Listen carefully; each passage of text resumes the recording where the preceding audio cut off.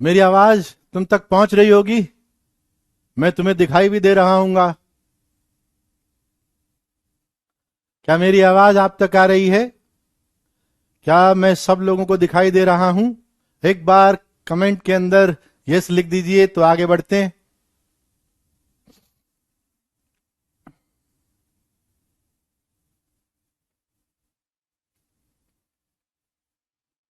Okay, तो मेरी आवाज आप सब लोगों तक पहुंच रही है और मैं दिखाई भी दे रहा हूं। तो आ जाओ बच्चों। Very good evening all of you. Good evening Pranay, अनग। स्पीच से चलती है चैट तो नाम दिखते ही नहीं है। Kaustubh, very good evening. So बच्चों,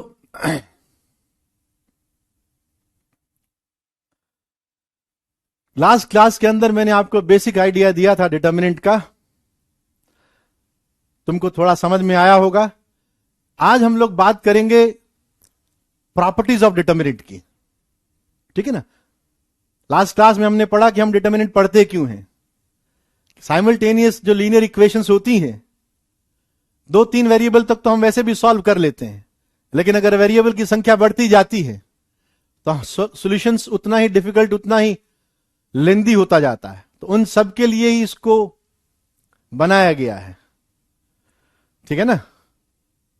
आ जाओ भाई। Good evening, good evening, good evening. I am all right. आप सब लोग कैसे हैं? ऑल वेल, सब ठीक है? I am all well, I am good.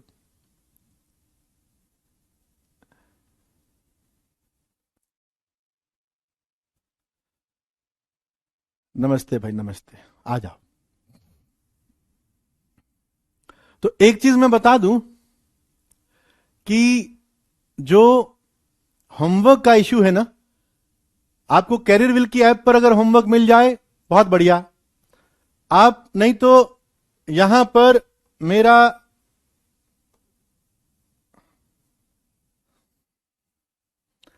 Telegram channel का लिंक दिया है, स्कैन कर लीजिएगा तो आपको ये रहा। तो आपको यहां पर आपको होमवर्क मिल जाएगा। You will find homework here.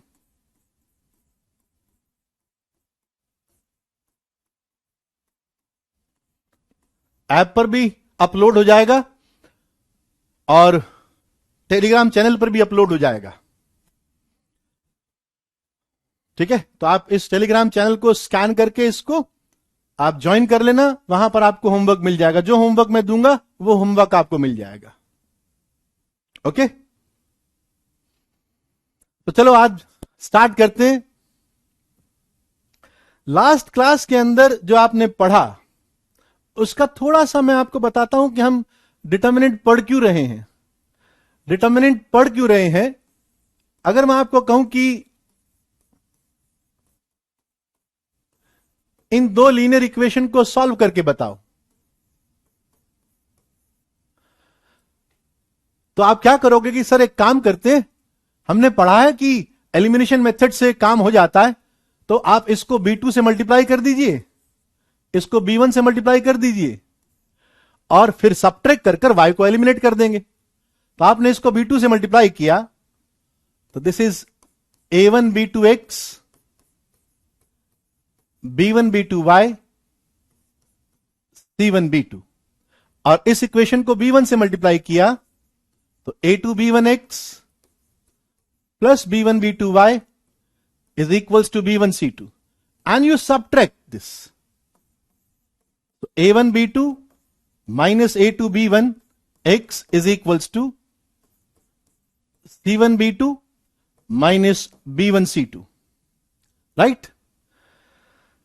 यहां से तुमने x को लिखा C1 B2 minus B1 C2 over A1 B2 minus A2 B1।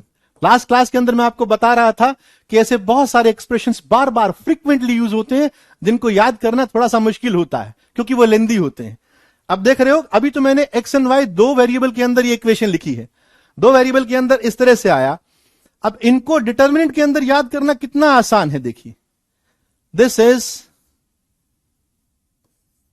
A1B1 A2B2, this is A1B2 minus A2B1, और ये आपका बन गया C1C2 और यहां B1B2, तो it is C1B2 minus B1C2। ठीक है, इसको हम लास्ट में पढ़ेंगे क्रैमर रूल के अंदर, लेकिन मैं आपको एक इसका एप्लीकेशन बता रहा हूं कि जैसे यहां पर आपको x निकालना है, तो ये जो कोएफिशिएंट डिटर्मिनेंट है इनसे बना हुआ A1 B1 A2 B2, ये तो आपका डिनोमिनेटर में आएगा, और x निकालना है तो x के कोएफिशिएंट को कांस्टेंट टर्म से रिप्लेस कर दीजिए, C1 C2 इसके अंदर और बाकी B1 B2। ठीक है, अब जैसे अगर आपको y निकालना हो तो क्या करेंगे, आप सिंपली कहेंगे कि y will be A1 B1 A2 B2, और ऊपर सेकंड कॉलम को आप C1 C2 से रिप्लेस कर दीजिए। ठीक है, तो बार बार करने की जरूरत नहीं पड़ेगी, बार बार करने की जरूरत पड़ेगी ही नहीं। तो अभी तो मैंने 2x2 पर दिखाया है, मतलब दो वेरिएबल के अंदर x एंड y के अंदर मैंने दो लीनियर इक्वेशंस लिखी हैं, उनको सॉल्व करना बताया है। ऐसे ही 3 वेरिएबल के अंदर, 4 वेरिएबल के अंदर इक्वेशंस को हम डिटर्मिनेंट की हेल्प से सॉल्व कर सकते हैं, तो हमें बार बार एलिमिनेशन मेथड का यूज करना नहीं पड़ता। तुम जानते हो कि 3 से ज्यादा वेरिएबल हो गए तो सर एलिमिनेशन मेथड बहुत मुश्किल हो जाता है, 4 के लिए बहुत मुश्किल हो जाता है, और नंबर ऑफ वेरिएबल्स बढ़ते जाएंगे, ये उतना ही डिफिकल्ट होता जाएगा। तो उन सबसे बचने के लिए हमने जो मेथड डेवलप किया है, जो बड़े बड़े एक्सप्रेशन है उनको शॉर्टकट में लिखने का जो तरीका, उसी को हम डिटर्मिनेंट बोलते हैं।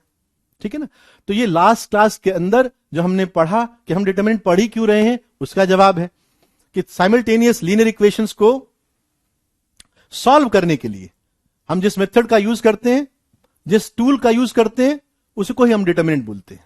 ठीक है, आओ जरा आज हम लोग बात करेंगे प्रॉपर्टीज ऑफ डिटर्मिनेंट पर।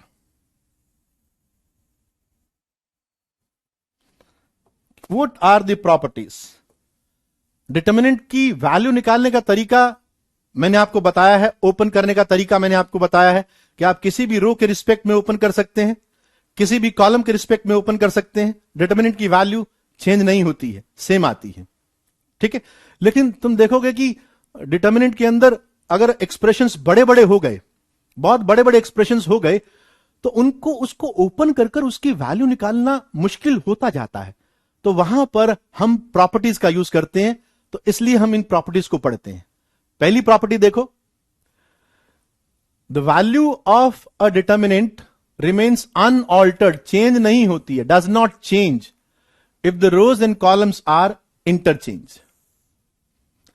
देखिए मैं एक डिटर्मिनेंट बना रहा हूं, लेट्स से, क्योंकि अपने कोर्स के अंदर अप टू 3/3 के डिटर्मिनेंट है, तो मैं सारी प्रॉपर्टीज आपको 3/3 डिटर्मिनेंट पर ही बताऊंगा, लेकिन ये सारी की सारी प्रॉपर्टी हर ऑर्डर डिटर्मिनेंट पर भी वैलिड है। ओके, प्रूफ मैं सिर्फ 3/3 पर दूंगा।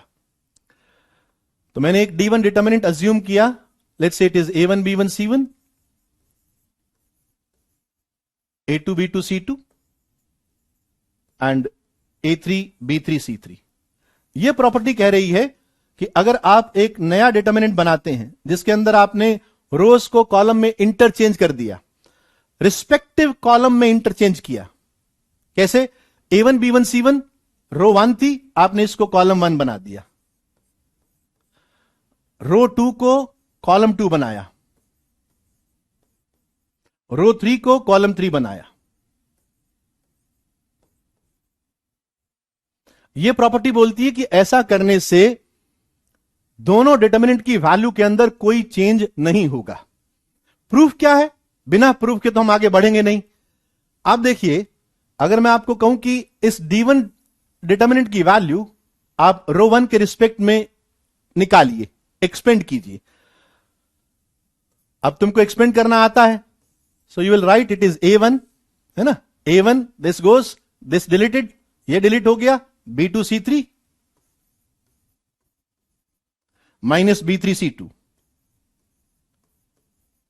ये 1 1 एलिमेंट था, तो इसका कोफैक्टर इसके माइनर डिटरमिनेंट के बराबर हुआ।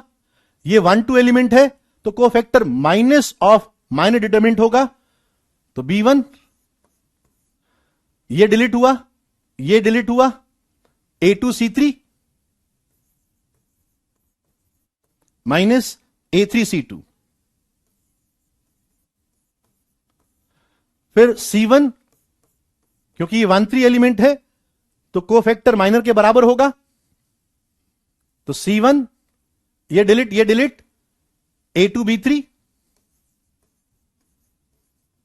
माइनस A3B2, ये मैंने इसकी वैल्यू लिख दी यहां पर। ठीक है, अब अगर मैं आपको कहूं कि D2 की वैल्यू निकालने के लिए आप क्या करो, कॉलम 1 के रिस्पेक्ट में ओपन कर दो। अब कॉलम 1 के रिस्पेक्ट में ओपन करोगे, आप मानते हो कि A1 ये वाली टर्म तो सेम आएगी, देख लीजिए, ये delete A1 into B2C3 minus C2B3, कोई चेंज हुआ ही नहीं। फिर B1 क्योंकि ये 2 1 एलिमेंट हो गया तो माइनस ऑफ B1, ये डिलीट हुआ A2C3 माइनस C2A3, वही लिखा हुआ है। फिर C1 एलिमेंट 3 1 है तो प्लस, तो C1 ये डिलीट हुआ A2B3 माइनस B2A3, वो सेम चीज लिखी हुई है। ठीक है ना, सो D2 is equals to D1। तो पहली प्रॉपर्टी आपको बोलती है कि अगर आप रोज को रिस्पेक्टिव कॉलम में कन्वर्ट कर देते हैं तो डिटरमिनेंट की वैल्यू चेंज नहीं होती है। ठीक है, मैट्रिक्स के अंदर हम पढ़ेंगे कि ये ट्रांसपोजिशन है, इसको ट्रांसपोज बोलते हैं, ट्रांसपोज। बात समझ में आ गई? यस, ट्रांसपोज वो मैट्रिक्स की टर्म्स में यूज किया जाता है। मैं डिटरमिनेंट पढ़ा रहा हूं तो अभी मैं उस टर्म को यूज नहीं कर रहा। तो this is the property 1, right? Clear है? किसी को डाउट इसके अंदर?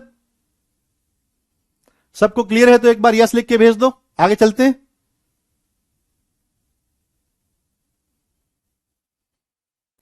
कमेंट के अंदर जल्दी से यस लिख के भेज दो, हम प्रॉपर्टी सेकंड पर मूव करते हैं।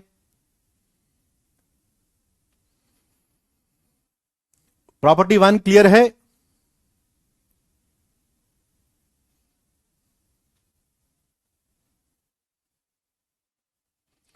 रिस्पेक्टिव रोज के अंदर कन्वर्ट करेंगे। रो 1 को कॉलम 1 बनाएंगे, रो 2 को कॉलम 2 बनाएंगे, रो 3 को कॉलम 3 बनाएंगे, रिस्पेक्टिव रोज के अंदर कन्वर्ट करेंगे।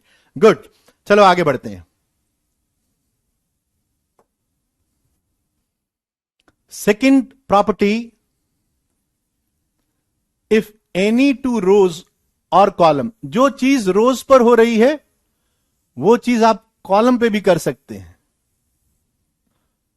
अगर किसी रो को, किन्हीं दो रो को अगर इंटरचेंज कर दिया जाए, then the value of the determinant changes in sign only. Let's say, property को ध्यान से समझ लीजिएगा।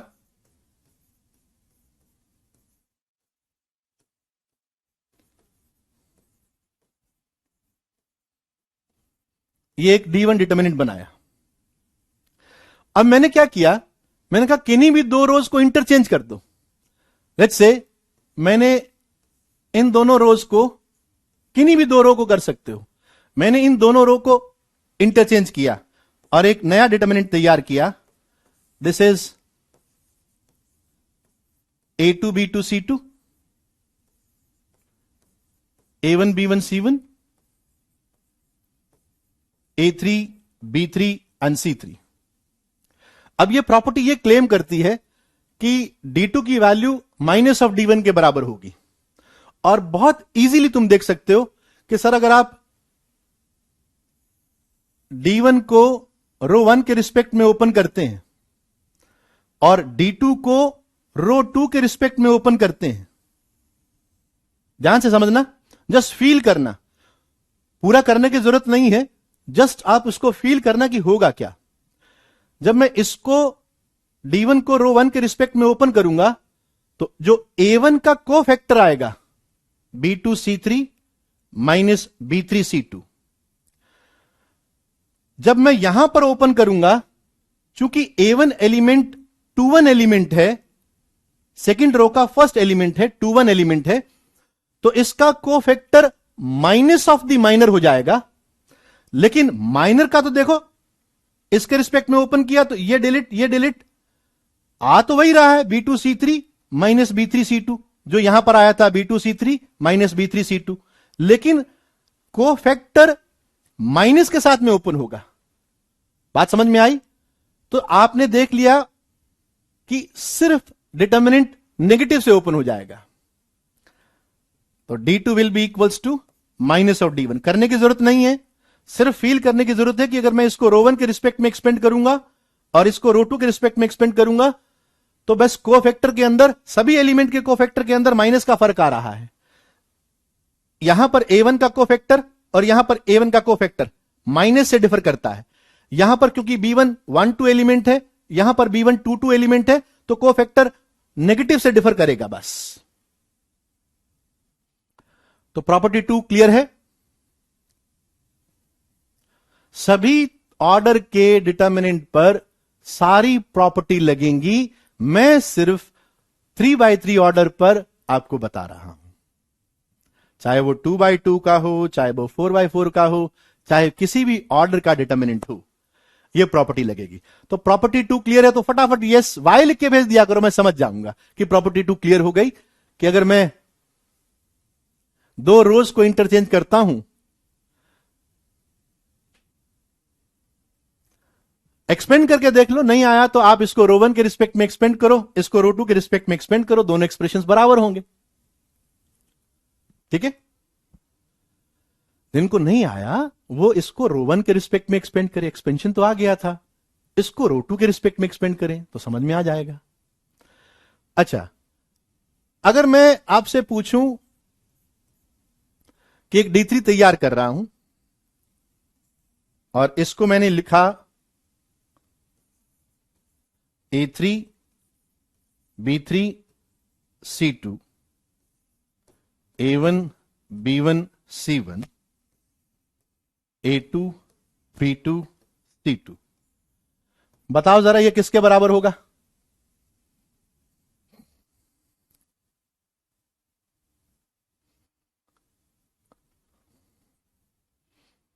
बताइए D3 किसके बराबर होगा?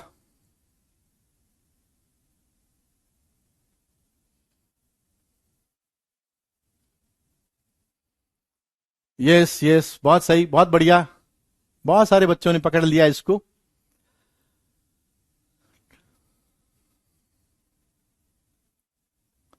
गुड।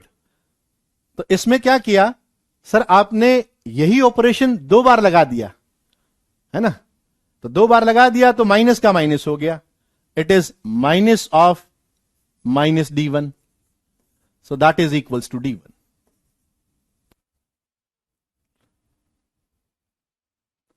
ये करेक्ट कर लो, ये करेक्ट कर लो, ये छोटी छोटी करेक्शंस मुझे बता दिया करो। तो दूसरी प्रॉपर्टी भी हम समझ गए कि अगर किन्हीं 2 रोज और 2 कॉलम को, मैं रोज पर बता रहा हूं, वो काम कॉलम पे भी किया जा सकता है, कि अगर आपने किन्हीं 2 रो को इंटरचेंज किया तो डिटर्मिनेंट की वैल्यू पुराने वाले डिटर्मिनेंट का नेगेटिव हो जाएगा, और यही ऑपरेशन 2 बार कर दिया तो सेम हो जाएगा।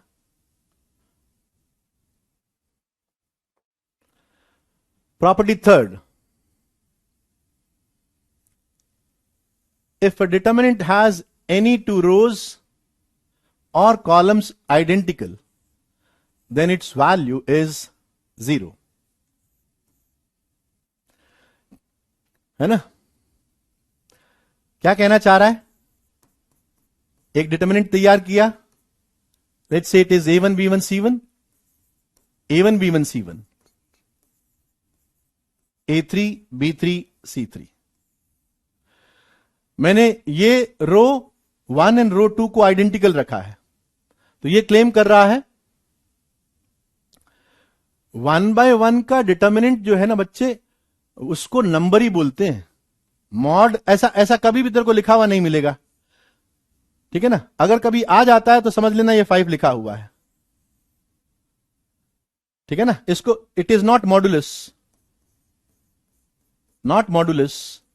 अगर डिटर्मिनेंट का क्वेश्चन है तो इसका मतलब ये 1/1 का डिटर्मिनेंट है, बिल्कुल एग्जिस्टेंस है, सभी की है, ठीक है ना। It is not modulus. अगर -5 लिखा होगा तो it is -5, it is not modulus, it is determinant. ठीक बात। तो मुझे लगता है आपके क्वेश्चन का जवाब मिल गया। आगे बढ़ते हैं। ये कह रहे हैं कि अगर ऐसा होगा कि रो 1 एंड रो 2 या कोई से भी दो कॉलम, उसकी वैल्यू 0 हो जाएगी। जरा समझना इस बात को। मैं कह रहा हूं कि मैंने इन दोनों को इंटरचेंज कर दिया।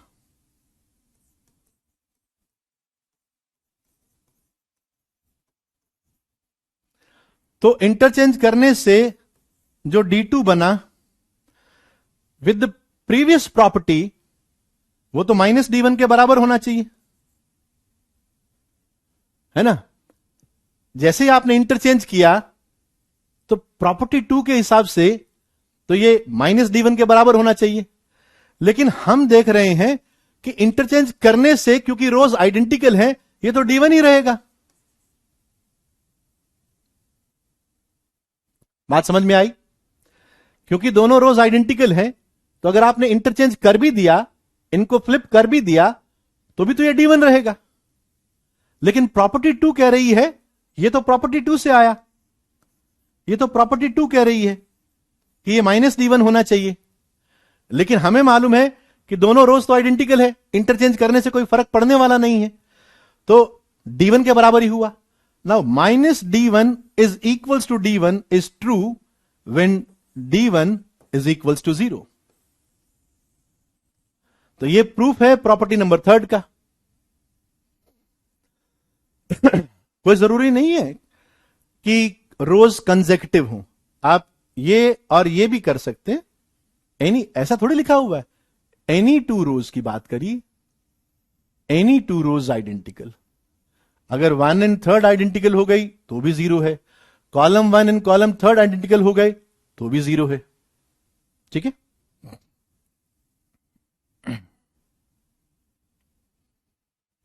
तो 2 रोज या 2 कॉलम आइडेंटिकल दिखाई दे गए तो मैं कहूंगा कि उस डिटरमिनेंट की वैल्यू 0 है।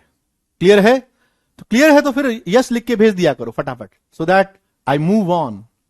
जितनी जल्दी आप लिखोगे उतनी जल्दी आगे बढ़ते जाएंगे।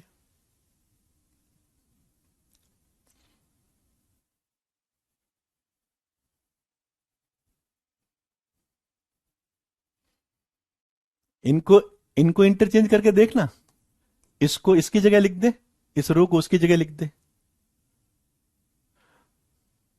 इंटरचेंज करना, दिमाग में ही कर ले, इंटरचेंज करके देख, तुझे फर्क नजर आ रहा है? अगर फर्क है तो आइडेंटिकल नहीं है, और अगर आइडेंटिकल रोज है तो फर्क नहीं है। ओके, चलो आगे बढ़ते हैं। Property 4, if all the elements of any row or column be multiplied by the same number, then the determinant is multiplied by that number. क्या है? देखो, अगर मैं कहूं कि एक डिटर्मिनेंट मेरे पास में ये है,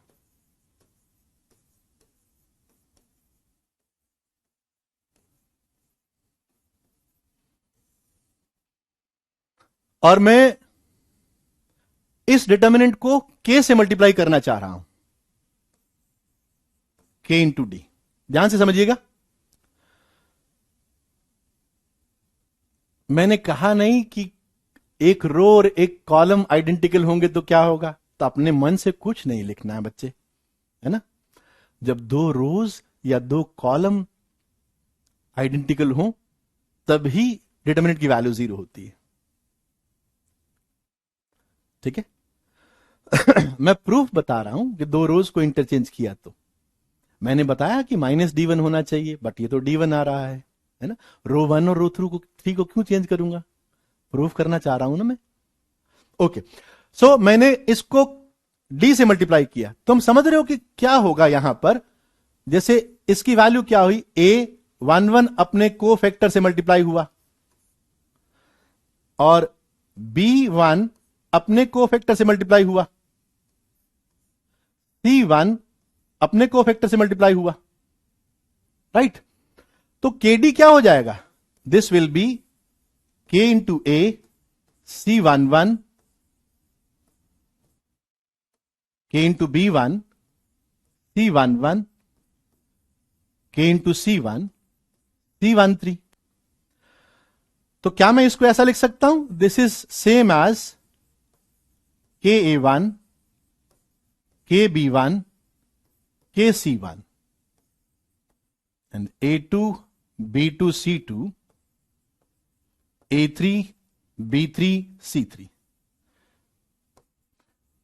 तो यही ये प्रॉपर्टी कहना चाह रही है कि अगर आप किसी एक रो के सभी एलिमेंट को K से मल्टीप्लाई कर देंगे तो डिटर्मिनेंट K से मल्टीप्लाई हो जाएगा। ठीक बात?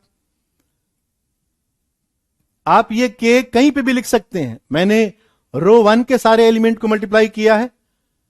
आप ऐसा भी लिख सकते हैं K into D is equals to A1 A2 A3 और मैंने K को सेकेंड कॉलम के सारे एलिमेंट के साथ मल्टीप्लाई कर दिया। KB1 KB2 KB3 C1 C2 C3। किसी भी एक रो को पकड़ लो और उसके सारे एलिमेंट को K से मल्टीप्लाई कर दो, या किसी एक कॉलम को पकड़ लो और उसके सारे एलिमेंट K से मल्टीप्लाई कर दो।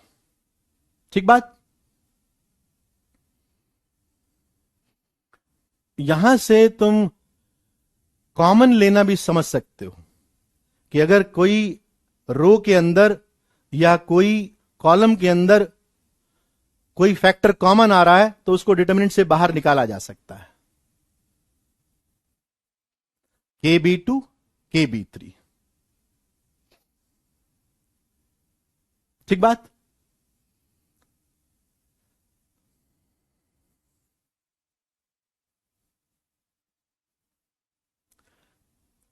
जरा बताओ, इट इज KA1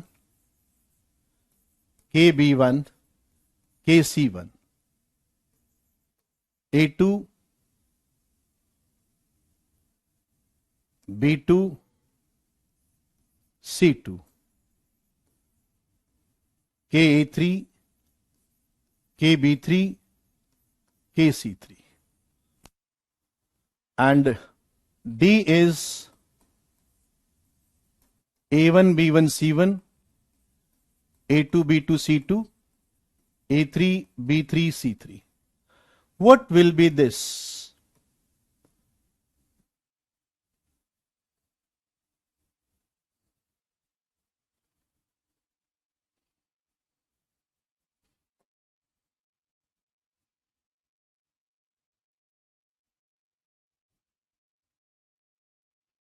सही लिखिए, KD की वैल्यू सही लिखिए बच्चे, ये वैल्यू करेक्ट है।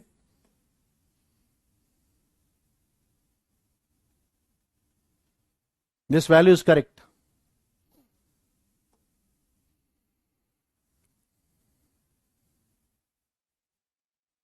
यस। तो यहां से K बाहर आया और यहां से K बाहर आया, so this becomes K squared D। ठीक है? 2K नहीं, K स्क्वायर्ड। जो 2K लिख रहे हैं वो हो सकता है स्क्वायर्ड नहीं लिख पा रहे हूं, तो it is K squared K into K into K squared multiplied by D। Good, शाबाश। चलो बिना देरी किए हुए हम आगे बढ़ते हैं प्रॉपर्टी 4 पर। 5 हो गई ना, this is 5, I think this is 5, 4 तो ये थी, दिस इज 5। हाँ, बहुत सारे बच्चे करेक्ट लिख रहे हैं, it is K square D। जब मैं मुश्किल सवाल दूंगा और तुम करोगे तो तुम्हारा नाम लिया जाएगा। अभी तो आसान आसान सी चीजें हैं कि अगर किसी रो के सारे एलिमेंट को K से मल्टीप्लाई कर देता हूं तो डिटर्मिनेंट की वैल्यू K से मल्टीप्लाई हो जाती है। सेम चीज कॉलम के लिए ट्रू है।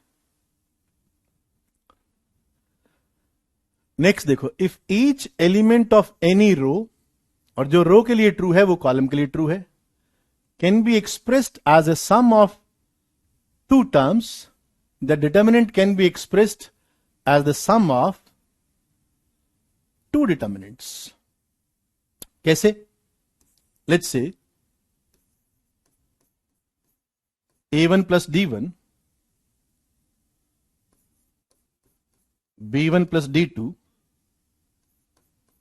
c1 plus d3, और a2 b2 c2,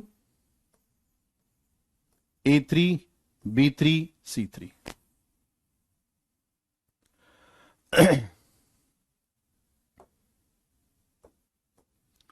इसके अंदर रो वन के सारे एलिमेंट दो एलिमेंट की सम के फॉर्म में लिखे हुए हैं.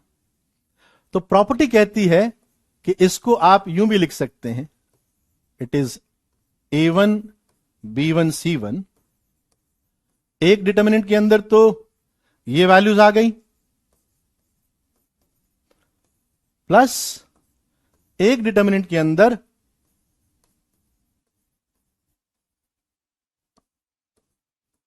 मतलब रो वन को स्प्लिट कर दिया,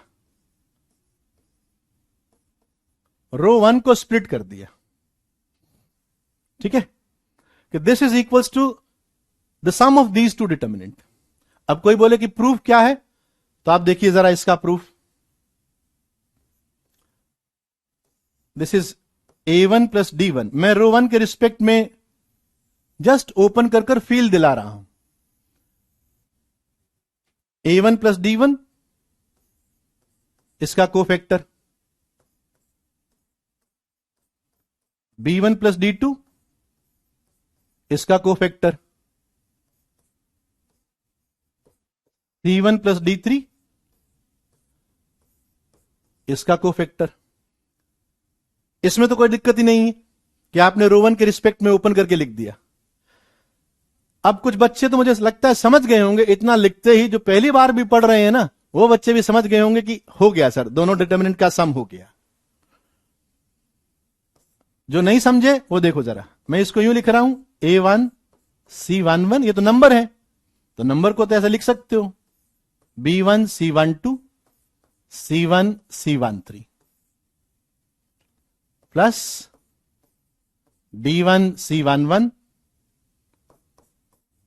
d2 c12 plus d3 c13. ठीक है ना? आप देख रहे हो कि ऐसा इस पूरे एक्सप्रेशन को ऐसा लिखा जा सकता है. और मेरे हिसाब से तुम ये भी देख पा रहे हो कि सर आपने तो रो वन के रिस्पेक्ट में स्प्लिट किया है, रो टू और रो थ्री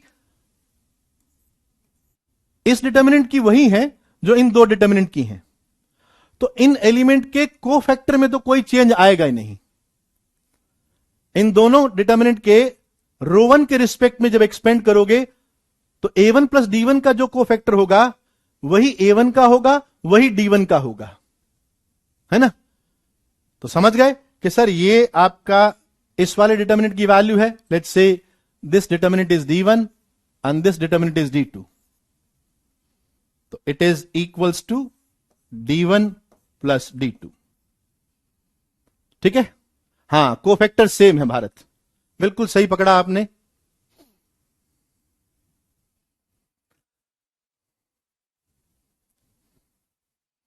तो ये समझ में आ गया? क्लियर है? बात क्लियर हो गई? ये मैंने रो पर दिखाया है, ये चीज कॉलम पे भी हो सकती है. अच्छा, अगर ये समझ में आया तो मुझे जरा ये बताइए,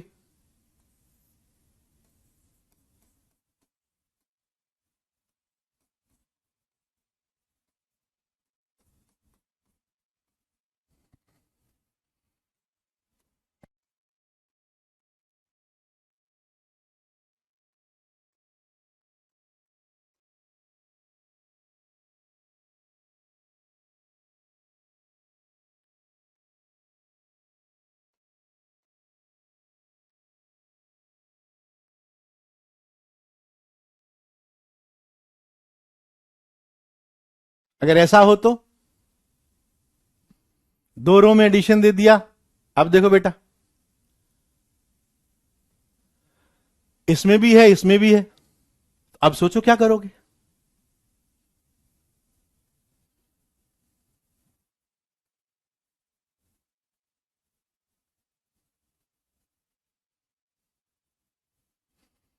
अब क्या करें?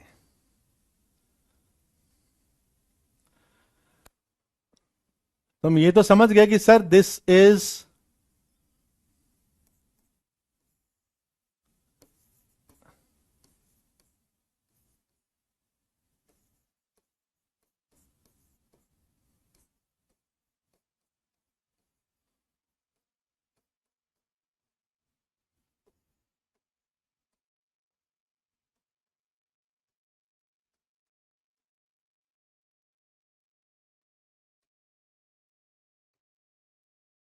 भाई यहां तक तो सभी लोग मुझे लगता है बात को समझ गए कि सर ये तो आपने प्रीवियस स्लाइड पर जो समझाया था उसी को ही अप्लाई करके ऐसा लिख दिया,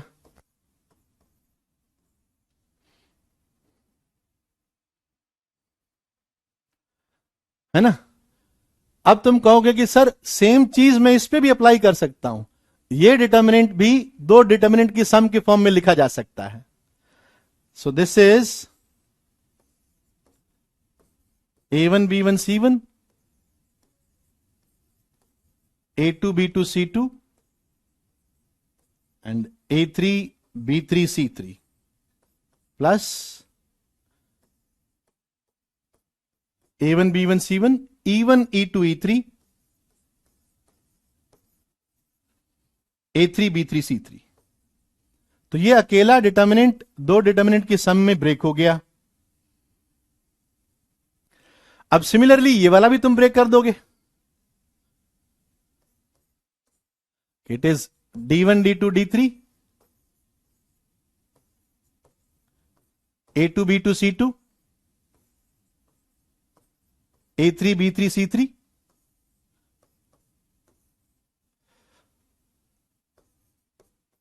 it is D1 D2 D3 E1 E2 E3 A3 B3 C3।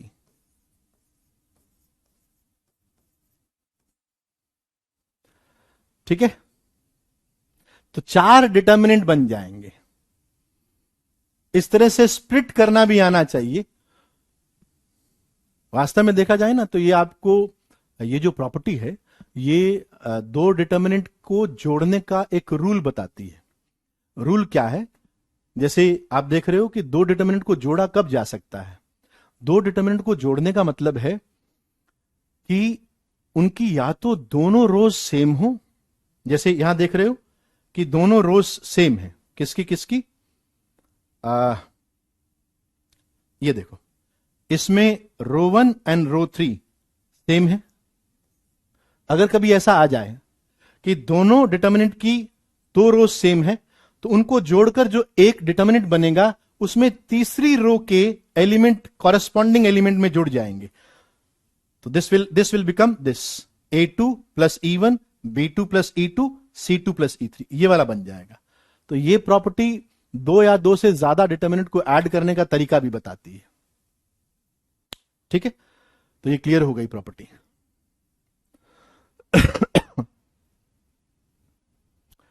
तो यह बात समझ में आ गई? समझ में आ गई तो यस लिख दिया करो, फिर हम आगे चलेंगे।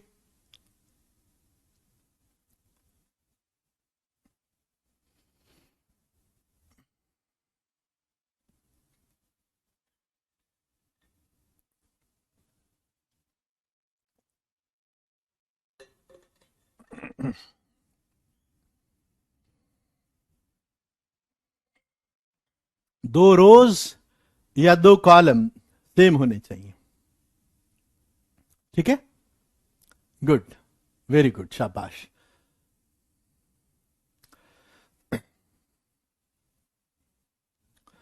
आओ जरा,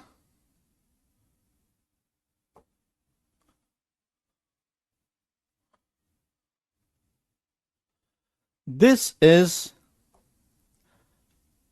द मोस्ट इंपॉर्टेंट प्रॉपर्टी जिसको बोलते हैं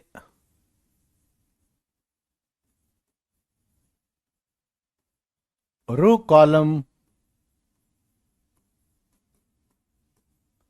transformations.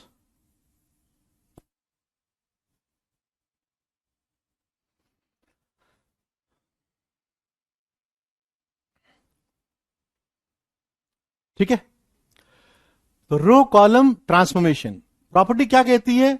The value of a determinant is not altered, change नहीं होती है। किसकी वैल्यू? डिटर्मिनेंट की value. By adding to the elements of any row the same multiplied of the corresponding elements of any other row. समझाऊंगा, डरो मत, समझाऊंगा। आप इसको समझ गए तो आपका डिटर्मिनेंट एकदम क्लियरली सब सवाल बन जाएंगे, इजीली बन जाएंगे। ओके, क्या कहती है देखो जरा, आओ। जैसे मान लो मैंने एक डिटर्मिनेंट लिया, let's say it is a1 b1 c1, a2 b2 c2 and a3 b3 c3। ये डिटर्मिनेंट लिया।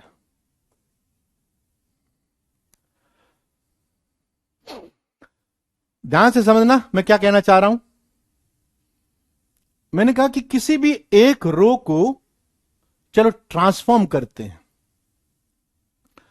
किसी एक रो को ट्रांसफॉर्म करते हैं। मैंने रो वन को चलो लिया कि रो वन को ट्रांसफॉर्म करते हैं, तो रो वन को ट्रांसफॉर्म किया और मैंने कहा कि इसमें क्या करें कि row one goes to row one plus K time row two. इसका मीनिंग समझो कि row one goes to row one plus K time row two का मीनिंग क्या है कि आप रो वन पर ट्रांसफॉर्म कर रहे हैं और रो वन के एलिमेंट को क्या करना चाहते हैं, जो एलिमेंट है उसके अंदर रो टू के कॉरस्पॉन्डिंग एलिमेंट को के से मल्टीप्लाई करके ऐड करना चाह रहे हैं। तो ये ट्रांसफॉर्म लगाने के बाद में देखो डिटर्मिनेंट क्या हो गया, a1 रो वन का element plus K time row two का कॉरस्पॉन्डिंग एलिमेंट, तो k2, b1 plus K time b2, c1 plus K time c2। मैंने सिर्फ रो वन के ऊपर ट्रांसफॉर्म किया है अभी।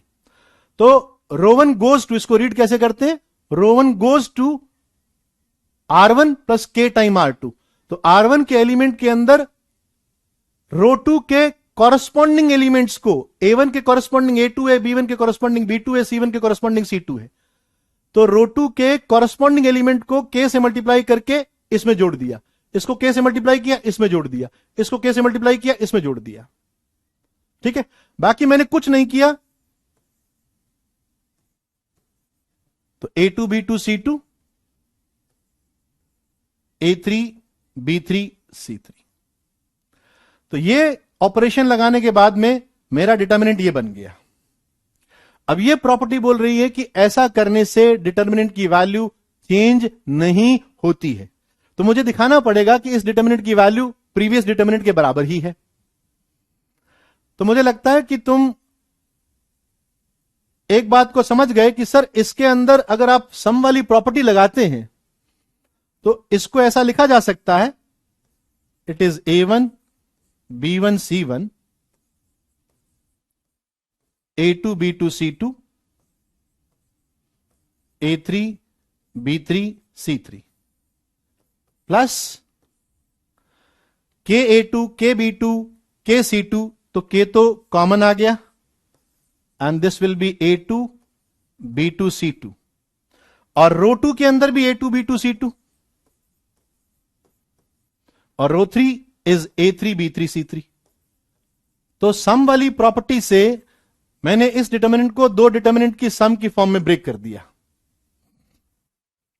जो भी चीज हम रो पे कर सकते हैं वो सारी चीजें हम कॉलम पे भी कर सकते हैं। क्या तुम देख पा रहे हो कि इस डिटर्मिनेंट की वैल्यू 0 है? This is equals to 0। Row 1 and row 2 identical हो गई, तो अब ये डी के ही बराबर हो गया।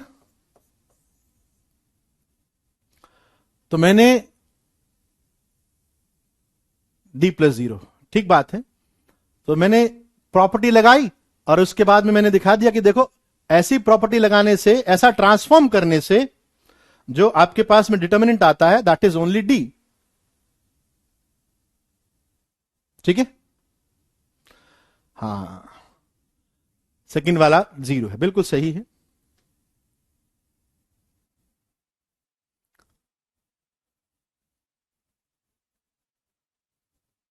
अब जरा, अब थोड़ा सा और एक्सटेंड करते हैं, अब चीजों को थोड़ा और एक्सटेंड करके समझते हैं कि अगर मैं ये कहूं कि इस डी के ऊपर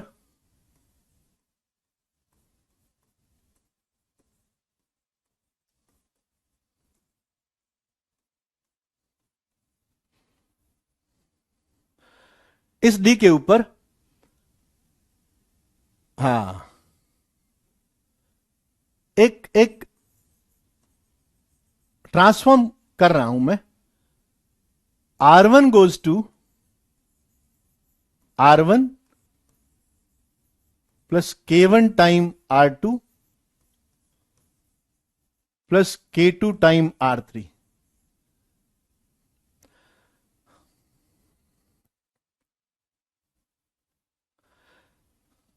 इसको रीड करते हैं, R1 goes to, R1 is transformed, R1 plus K1 R2 plus K2 R3।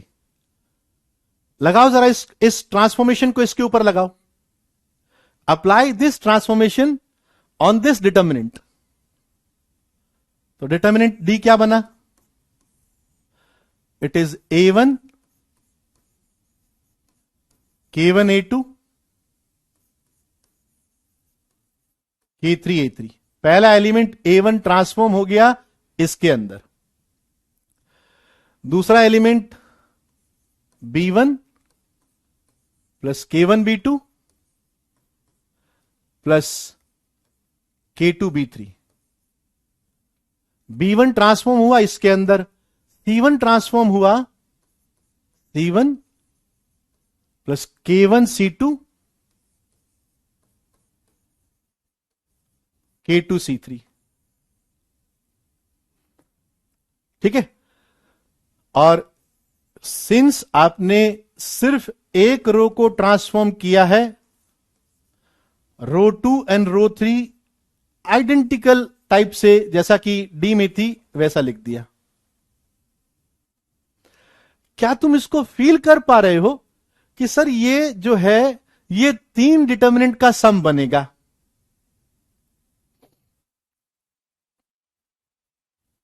है ना? क्या तुम ये फील कर पा रहे हो कि सर ये भी कुछ ऐसा ब्रेक होगा, A1 B1 C1 A2 B2 C2 A3 B3 C3 plus KA2 KB2 KC2 मतलब K1, तो K1 time A2 B2 C2 जो कि रो 2 के आइडेंटिकल है, तो ये डिटर्मिनेंट 0 बनेगा, plus K2 A3 B3 C3 A3 B3 C3, ये है A2 B2 C2 and last row is same as row 1। क्या मैं इसको इन 3 डिटर्मिनेंट के सम के फॉर्म में लिख सकता हूं, जिसके अंदर ये वाला डिटर्मिनेंट भी 0 है, रो 1 और रो 2 आइडेंटिकल, इसमें रो 1 और रो 3 आइडेंटिकल, ये भी 0 है। So this is nothing but D, D plus 0 is in fact D. ठीक है,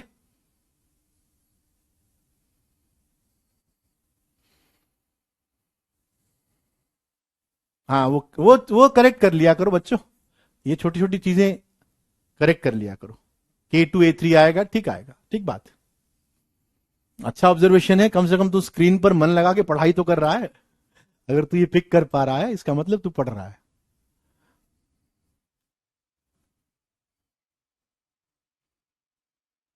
हाँ लिख लो, लिख लो।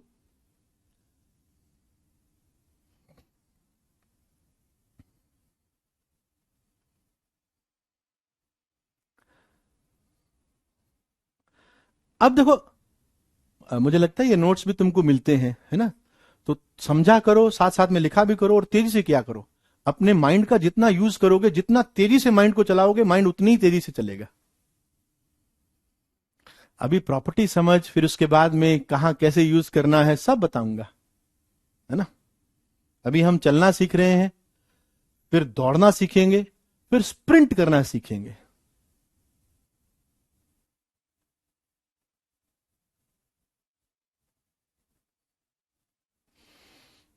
ठीक है, क्लियर है? जब मुझे लगेगा ना कि अब आप प्रॉपर्टी सीख चुके हैं, प्रॉपर्टी को अप्लाई कर लेंगे, तो आपको बहुत सारे सवाल मिलेंगे।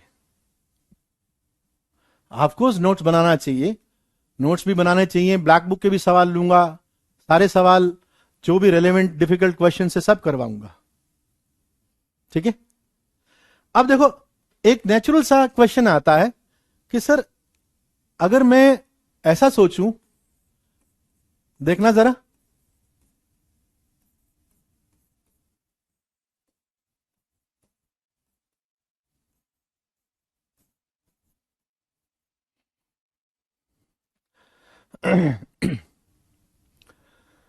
अगर मैं यूं सोचूं कि सर मैं क्या एक से ज्यादा रो पर प्रॉपर्टी अप्लाई कर सकता हूं क्या? जैसे मैं कह रहा हूं कि चलो इस बार रो 2 को ट्रांसफॉर्म करते हैं, row 2 goes to row 2 minus row 1, row 3 goes to row 3 minus row 1।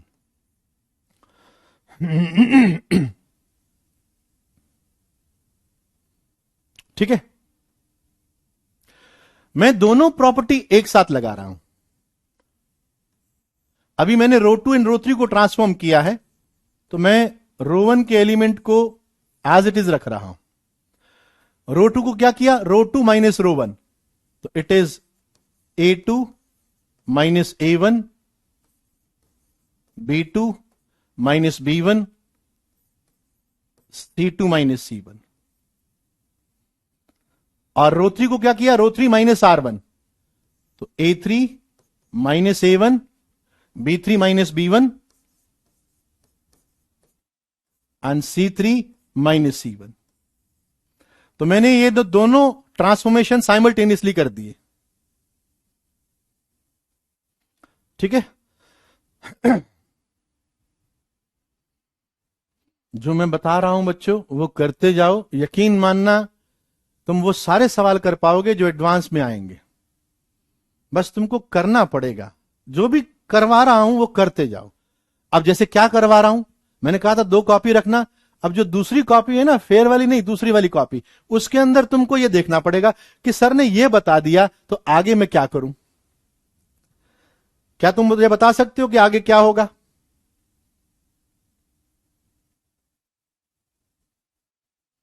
ये जो है, ये 4 डिटर्मिनेंट के सम में टूटता हुआ नजर आ रहा है।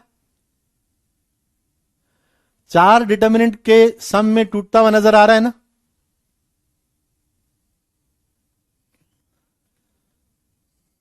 इसको अगर मैं लिखना चाहूं तो एक डिटर्मिनेंट तो ये हो गया A1 B1 C1, रो 2 के रिस्पेक्ट में स्प्लिट कर रहा हूं, तो A2 B2 C2, A3 minus A1, B3 minus B1, C3 minus C1, और बच गया minus A1 minus B1 minus C1, minus common A1 B1 C1, then again A1, B1, C1, and this is A3 minus A1, B3 minus B1 and C3 minus C1. तुम समझ रहे हो कि sir ये तो जीरो हो गया. This determinant is zero.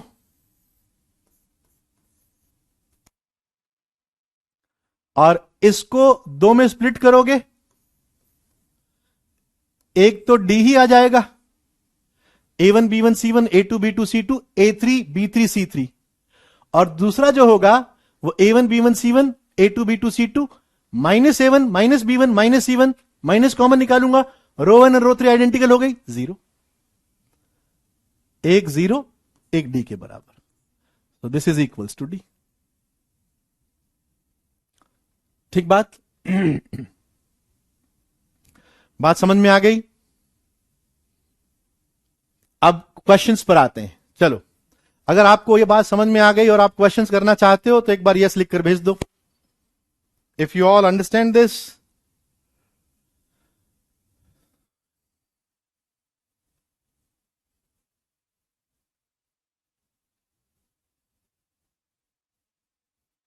हाँ, ठीक बात है.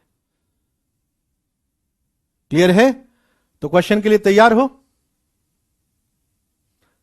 ओके, बिल्कुल बेसिक क्वेश्चन से शुरू करेंगे और तुम देखोगे थोड़ा अगर क्लास एक्सटेंड हो जाए तो बियर करना, क्योंकि मैं चाहता हूं कि जो क्वेश्चन मैंने आज थोड़े लिए हैं बेसिक टाइप के, क्योंकि आज प्रॉपर्टी पर अगर आप बेसिक क्वेश्चन कर लेते हो तो नेक्स्ट क्लास के अंदर प्रॉपर्टीज पर बहुत एडवांस लेवल के क्वेश्चंस करवाए जाएंगे.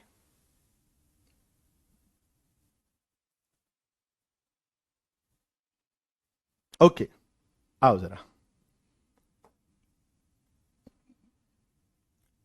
ये बिल्कुल बेसिक से शुरू कर रहा हूं. जो बच्चे बोलते हैं सर आप बेसिक से पढ़ाओगे, तो ये मैं बिल्कुल बेसिक से शुरू कर रहा हूं.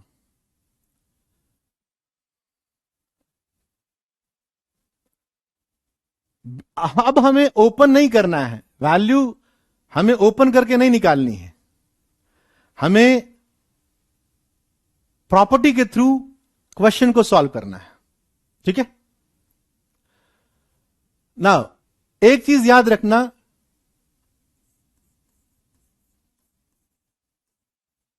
Try to make as much zeros in determinant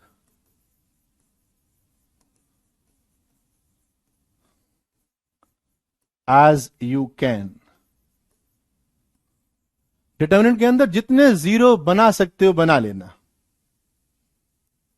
अब देखो, जीरो बनाने के लिए मैंने कहा कि भाई मुझको नजर आ रहा है कि रो 2 पर रो 2 माइनस रो 1 कर दे, यहां तेरा जीरो बन जाएगा, और रो 3 पर रो 3 माइनस रो 1 कर दे, यहां जीरो बन जाएगा. तो ये दोनों ट्रांसफॉर्मेशन कर रहा हूं.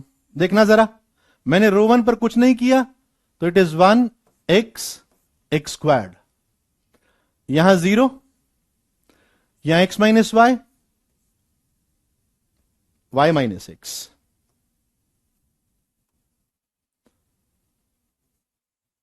y minus x, and this is y square minus x square.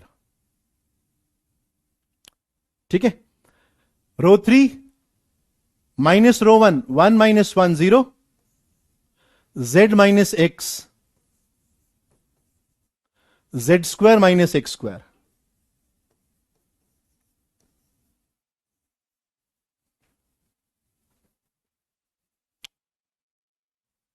ठीक है. नाउ अगर मैं रो 2 में से y माइनस एक्स कॉमन निकाल लूं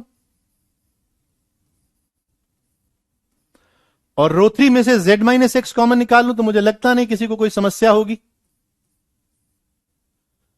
तो रो 2 में से y माइनस एक्स, रो 3 में से z माइनस एक्स कॉमन निकाला. अब डिटर्मिनेंट क्या बचा? 1x x squared, 0 1 y plus x, 0 1 z plus x.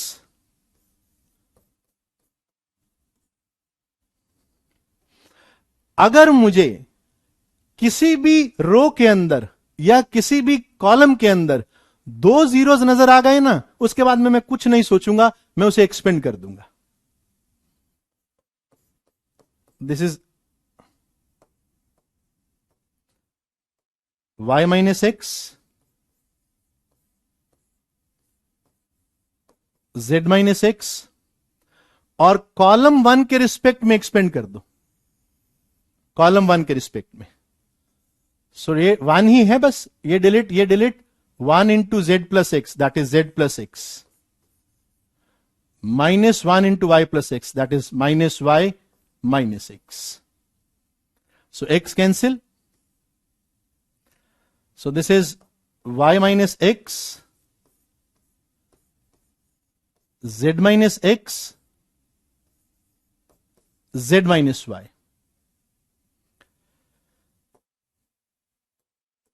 इसको इस फॉर्म के अंदर याद रख लेना, it is x minus y, y minus z, z minus x, x minus y, y minus z, z minus x। Remember this, मैं इसको as a formula use करूंगा आगे, ठीक है। 30 सेकेंड्स दे रहा हूं, आप इसको नोट डाउन कर लो।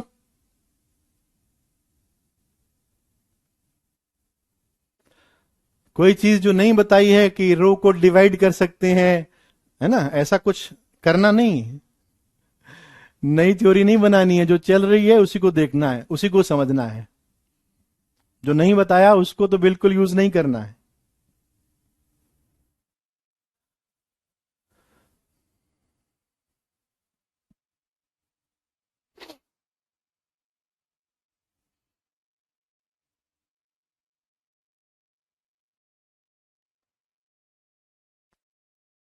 ठीक है, ओके।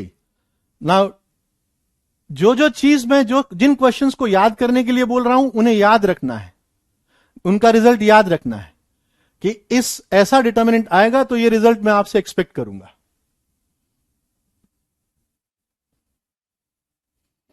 ठीक है,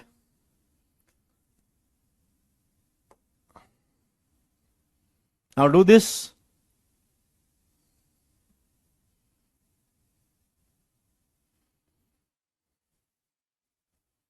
जल्दी करो, फटाफट करो।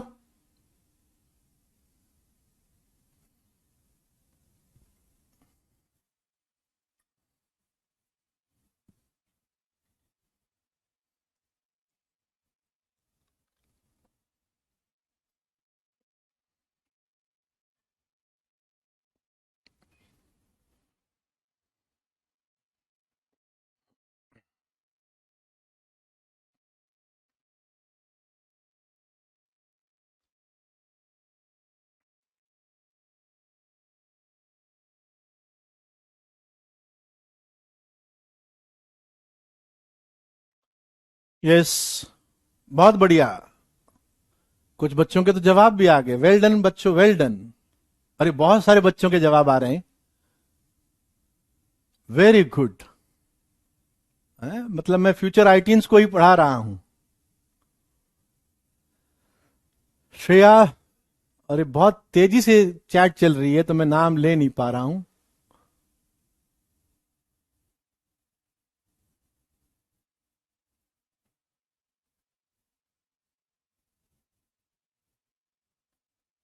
यस, तो यहां 1x(x³), 1y(y³), 1z(z³), तो मेरा पर्पस तो रहेगा कि मैं जितने जीरोज क्रिएट कर सकता हूं उतने जीरोज क्रिएट कर दूं।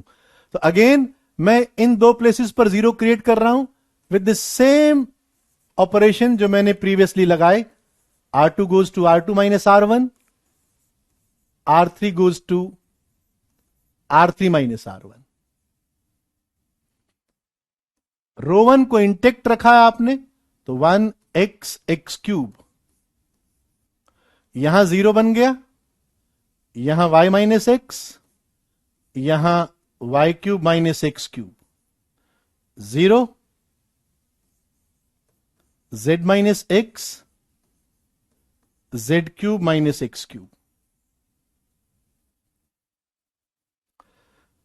सो रो 2 से y माइनस एक्स कॉमन लिया, रो 3 से z माइनस एक्स कॉमन लिया. It is 1 x x cube. थोड़ा बड़ा लिख देते हैं क्योंकि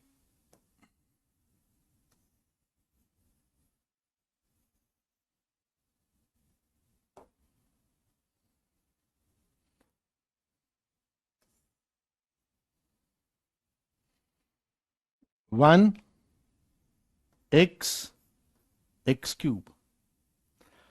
y माइनस एक्स कॉमन लिया तो इट इज 0, 1. अब y माइनस एक्स कॉमन लिया तो this will be y squared plus x squared. क्या आएगा बताओ जरा? Y cube minus x cube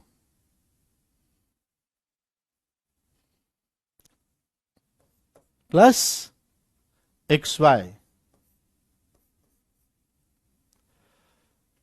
0, 1 z square plus x square plus Z x.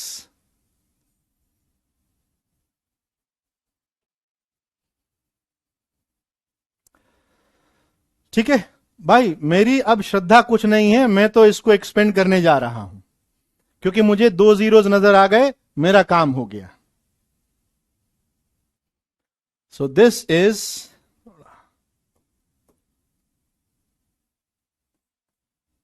y minus x, ये तो कॉपी कर लिया है, y minus x Z minus x, और कॉलम 1 के रिस्पेक्ट में एक्सपेंड कर दिया तो this into this minus this into that. तो ये बना z square plus x squared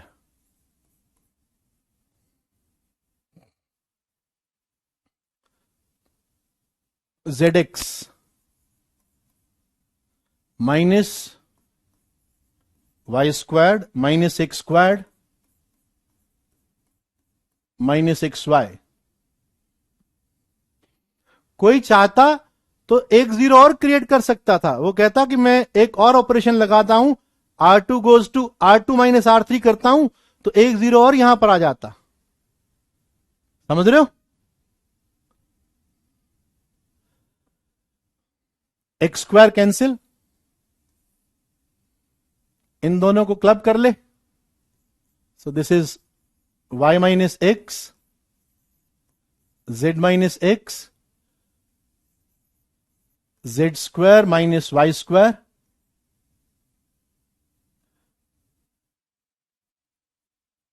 plus x Z minus Y. तो it is y minus x, ये तो कैलकुलेशन है, ये तो तू भी कर लेगा. z minus Y common and it is x plus Y plus Z. So इसको हम याद रखेंगे ऐसे, x minus Y, Y minus Z, Z minus X and x plus Y plus Z. ठीक बात?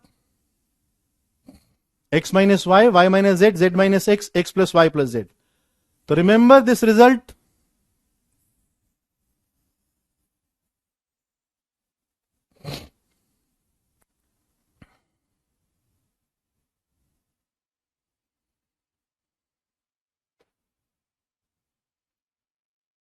क्यूब के फैक्टर सीखो, A cube minus B cube क्या होती है तो समझ में आएगा कि क्या होती है.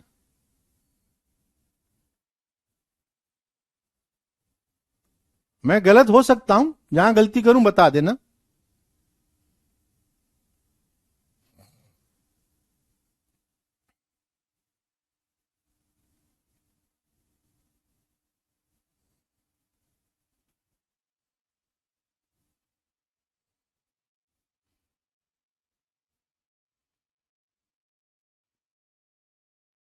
एक्स वाई जेड नहीं आया, X plus Y plus Z, Z minus Y common लो तो ये जेड प्लस वाई बना, Z plus Y plus X को ऐसे लिखा है।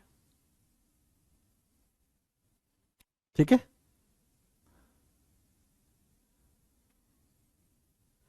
चलो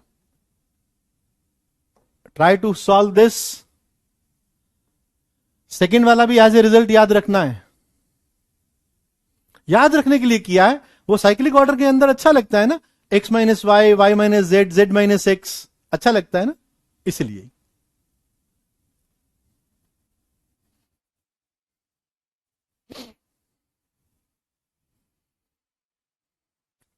कुछ ऐसा काम करो कि आपका कमेंट पढ़ा जाए।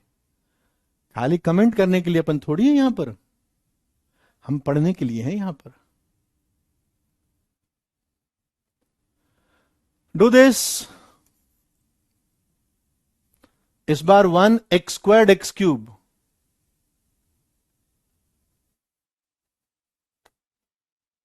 1y² y³, 1z² z³।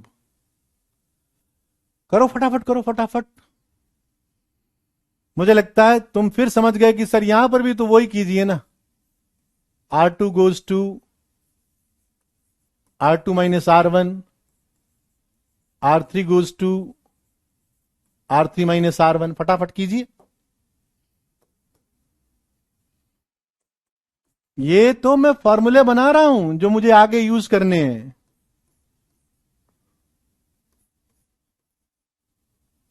Zero y² minus x², y³ minus x³, 0 z² minus x², z³ minus x³। अभी तो हम फॉर्मूला बना रहे हैं। हां पार्थ, बिल्कुल करेक्ट है आपका।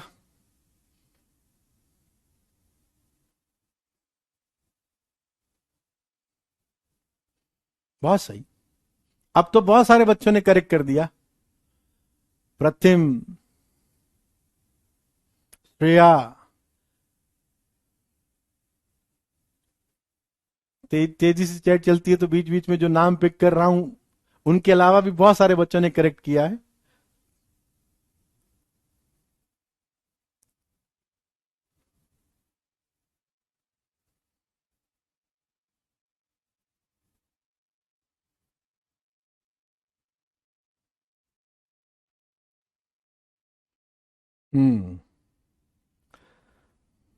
तो अगेन y माइनस एक्स और z माइनस एक्स कॉमन निकाल लो, तो this will B y minus x, z minus x. One x² x³, 0 y plus x, y² plus x² plus xy, 0 z plus x, z² plus x² plus zx।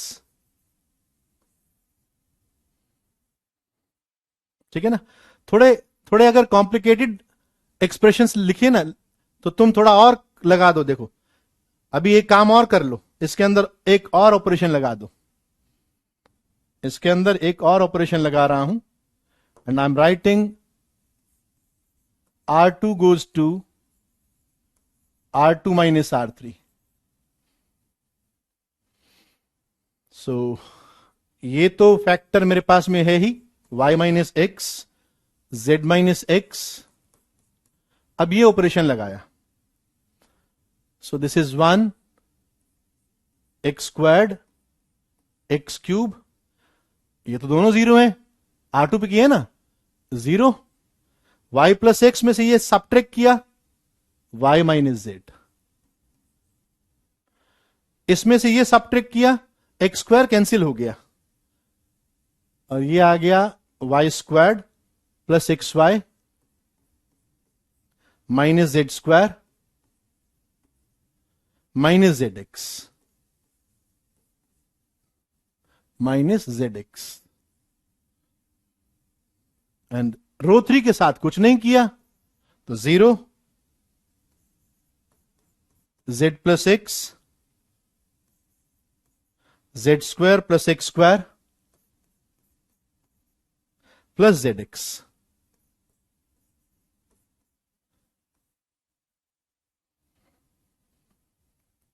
तो थोड़ा और अगर आप देखो तो तुमको नजर आएगा कि सर ये ऑपरेशन का फायदा क्या है।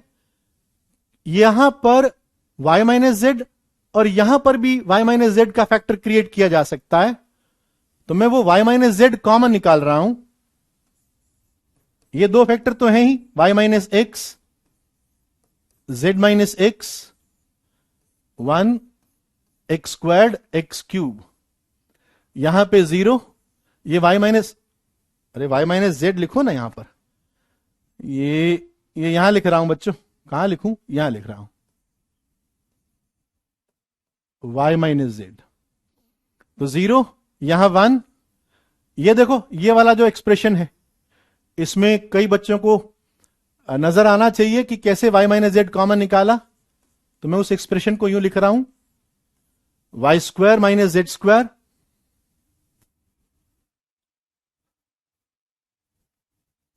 Plus x time y minus z. तो यहां से y माइनस जेड कॉमन निकल गया, तो this becomes x plus Y plus Z.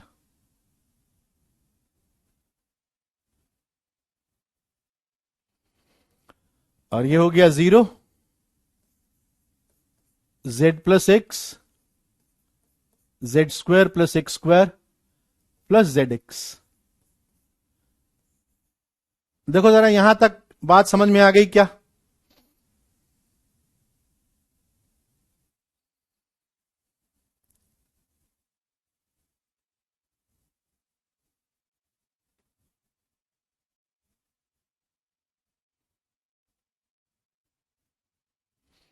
Okay, अब इसको कॉलम 1 के रिस्पेक्ट में ओपन कर दो। तो ये एक्सप्रेशन तो मैं एज इट इज यहां लिख रहा हूं कि ये तो आएगा ही, और कॉलम 1 के रिस्पेक्ट में ओपन कर यहां लिख रहा हूं कि क्या आएगा। तो it is z square plus x square plus Z x minus z plus x multiplied by x plus Y plus Z. ठीक है,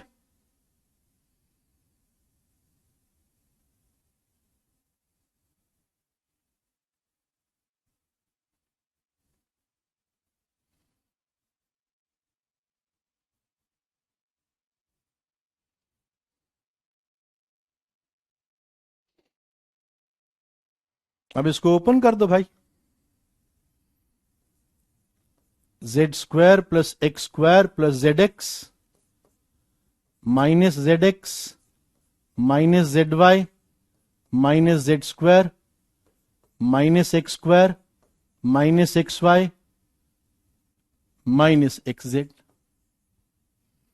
लंबे एक्सप्रेशन आ रहे हैं बट कुछ खास बात नहीं है।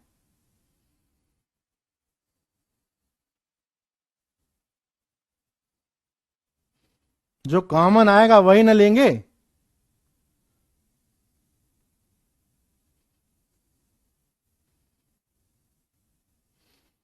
अब काटो, जेड स्क्वायर कैंसिल हुआ, एक्स स्क्वायर्ड कैंसिल हुआ, जेड एक्स कैंसिल हुआ, और यह आ गया minus of x y plus y z plus Z x. अब इस रिजल्ट को याद रख लो कि दिस इज यहां लिख रहा हूं,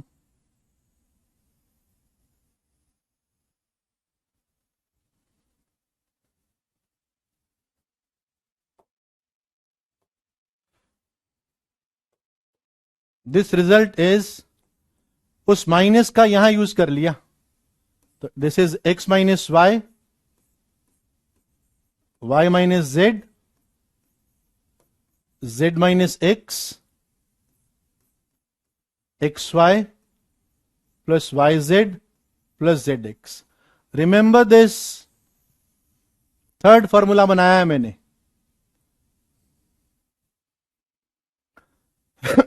के तो कहीं आ ही नहीं रहा यार, के कहां है? कोई कौन सी क्लास देख रहा है? के जीरो.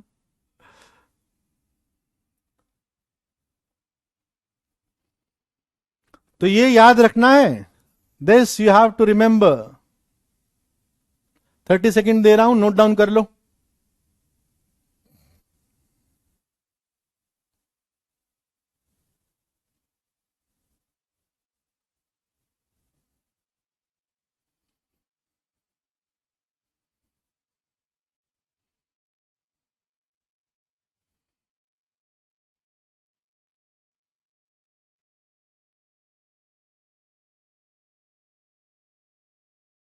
कर लिया नोट डाउन?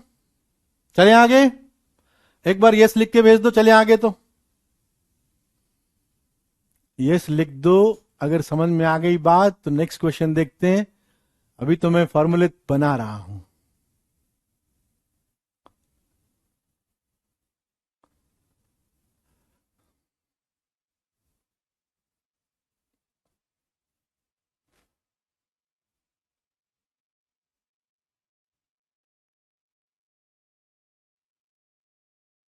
ओके, चलो आगे. ये डिटर्मिनेंट बहुत इंपॉर्टेंट है, आईआईटी के अंदर ये पूछा जा चुका है. ठीक है ना? इसको सॉल्व करो.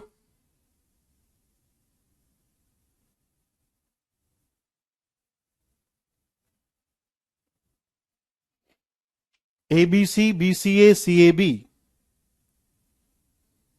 वैसे एक बात बताऊं, इसके ऊपर कोई भी प्रॉपर्टी ना लगाओ. इसका सबसे सिंपल तरीका इसको एक्सपेंड करने का है. बस एक्सपेंड कर दो.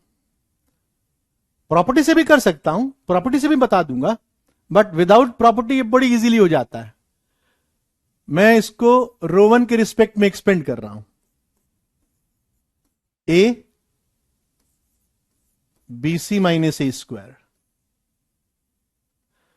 Minus B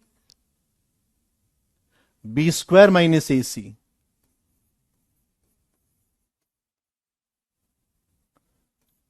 plus c a b minus c square.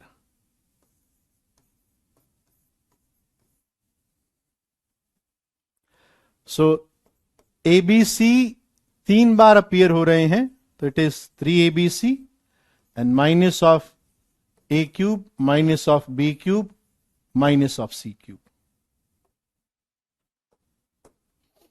ये फैक्टर नहीं, गलत लिख रहे हैं भाई.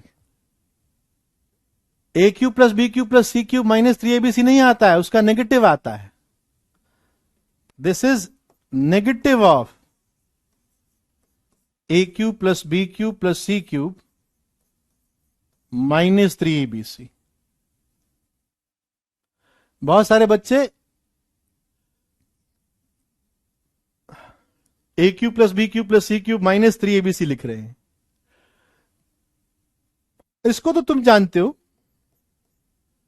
इस फैक्टर को तो तुम जानते हो कि it is a plus B plus सी,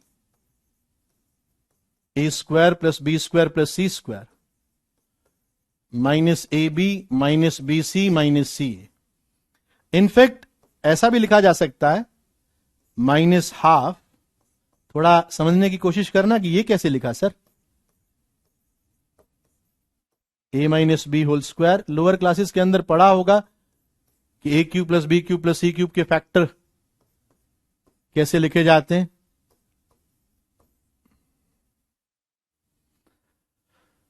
तो ये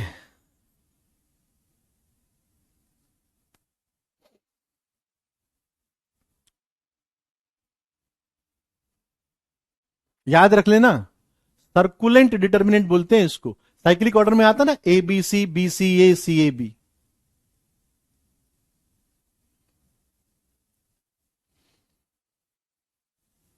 हाँ, अब तो बहुत सारे बच्चों ने सही लिख दिया।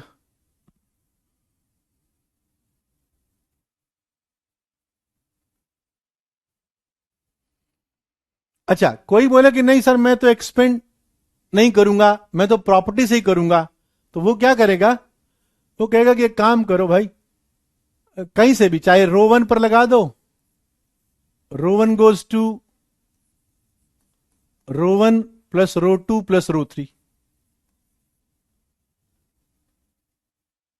ठीक है, तो यहां पर तुम देख रहे हो A plus B plus C बनेगा, यहां B plus C plus A, यहां C plus A plus B, मतलब रो वन के अंदर A plus B plus C बनेगा हर एलिमेंट। तो आप उसको बाहर निकाल लीजिए, A plus B plus C बाहर आ गया, and this become 1 1 1 b c a c a B.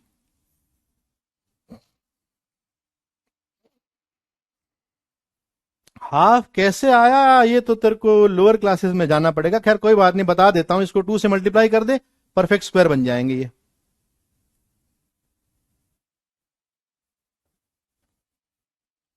अब जैसे मुझे 3 3 1 नजर आ गए तो मजा आ गया।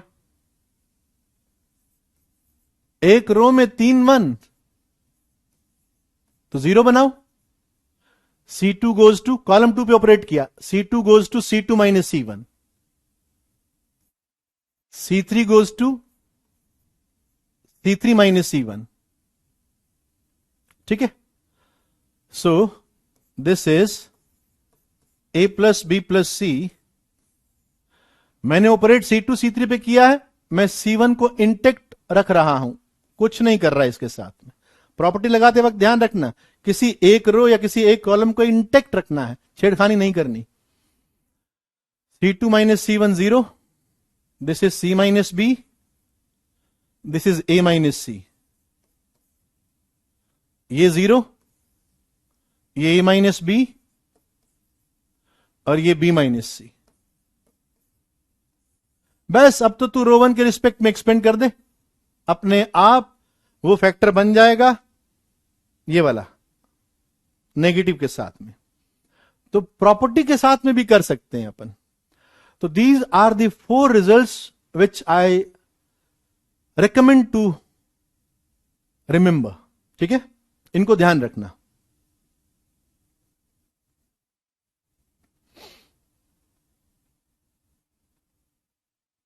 मैं तो बहुत सारी चीजें सोच कर आया था, बट आओ जरा एक सवाल तो करेंगे ही। यहां तक क्लियर हो गया? थोड़ा अगर क्लास एक्सटेंड हो जाती है तो उसको थोड़ा मैनेज करना पड़ेगा।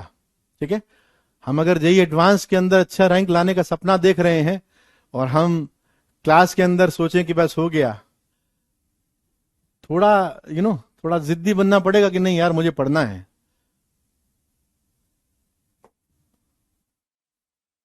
आओ जरा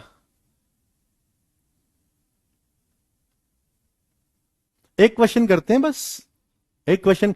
आप इसको 2 मिनट में कर लो, चले जाएंगे।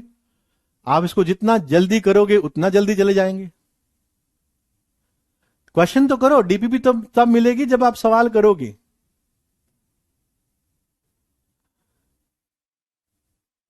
अभी मैं चलना सीख रहा हूं और मैं सोच रहा हूं कि मैं कौन कौन उजैन बोल्ट के साथ में स्प्रिंट लगा लूं। ऐसे कैसे होगा? अभी तो मैंने उंगली पकड़कर चलना सीखा है और मैं उसेन बोल्ट के साथ में स्प्रिंट लगा दूं फटाफट और उसेन बोल्ट को पीछे छोड़ दूं, ये कैसे होगा?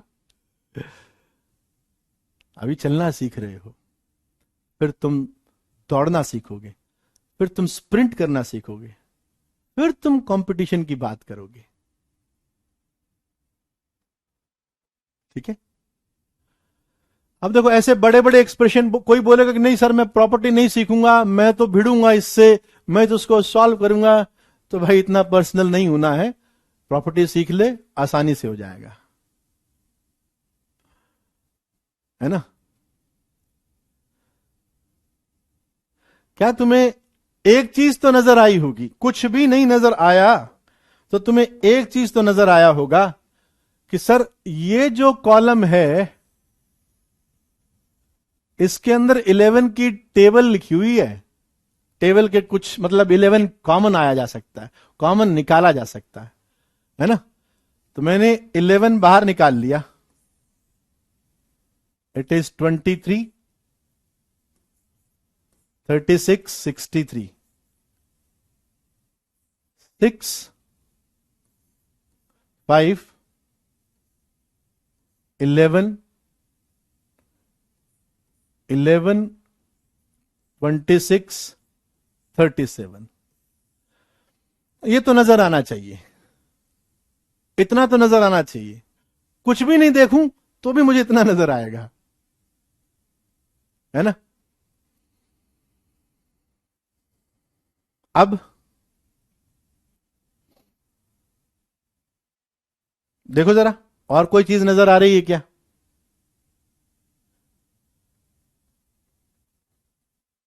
देख रहे हो, 23, 6, 36, 5, 63, 11,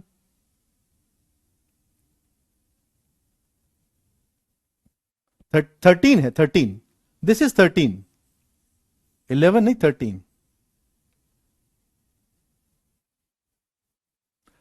ऑफ कोर्स दिस इज 13। हाँ हाँ ठीक है, 13 है वो। अब जवाब दे रहे हो हैं टेबल के अंदर मस्त हो तुम, सवाल सॉल्व नहीं कर रहे, है ना। ये 13 है, करेक्ट कर दिया मैंने। कोई प्रॉपर्टी दिख रही है? हाँ, क्या किया जाए?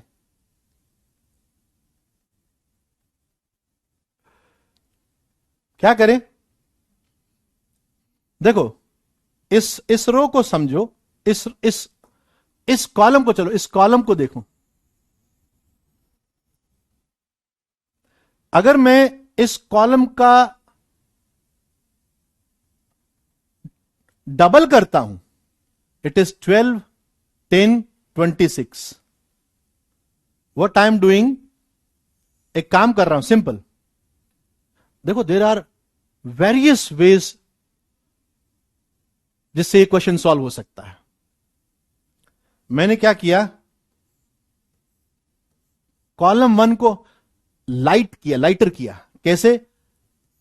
Column 1 minus twice of column 2, column 1 minus twice of column 2, 11, 23 minus 12, 11,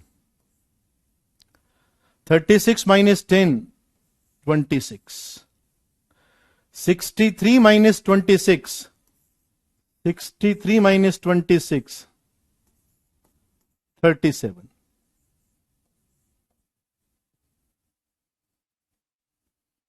तुम कैसे भी करो, पता थोड़ी लगता है, यू डू कैसे भी, आंसर तो वही आएगा। आप ऐसा थोड़ी है कि ये एक्सक्लूसिव मेथड है सर। हाँ, C2 प्लस C3 करके कर लो, whatever the way you think is correct आप कर लो। मुझे यह लगा कि इसके 2 के मल्टीपल का डिफरेंस इसके साथ में लिया जाए तो कॉलम 3 क्रिएट हो जाता है, बस।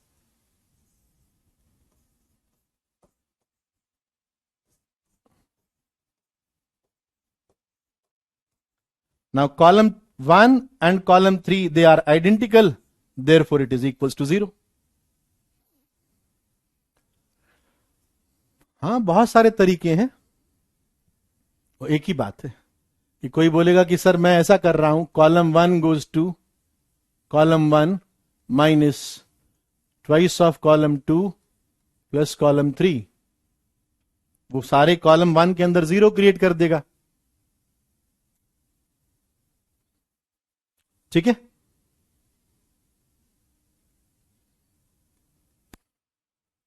चलो आज यहीं तक रखते हैं और नेक्स्ट क्लास के अंदर हम लोग थोड़े एडवांस लेवल के क्वेश्चंस लेंगे, है ना। थोड़ा बेसिक चीजों को पहले बताना जरूरी है, तो वो 4 फॉर्मूले तैयार करना मेरे लिए जरूरी था क्योंकि मैं उनका यूज करूंगा, ठीक है। ऑल दो मैं डीपीपी डाल दूंगा, लेकिन मैं जो बच्चे पढ़े हुए हैं वो उस डीपीपी को कर लेंगे, और जो बच्चे नहीं पढ़े हुए हैं वो मत करना, क्योंकि नेक्स्ट क्लास के अंदर जो हम सवाल करवाएंगे उसके बाद में तुम लोग डीपीपी करने लायक बन जाओगे और धीरे धीरे बहुत सारे सवाल कर पाओगे जो एडवांस के लेवल से भी थोड़े अच्छे होंगे। ठीक है, मिलते हैं नेक्स्ट क्लास के अंदर। Love you all, thank you.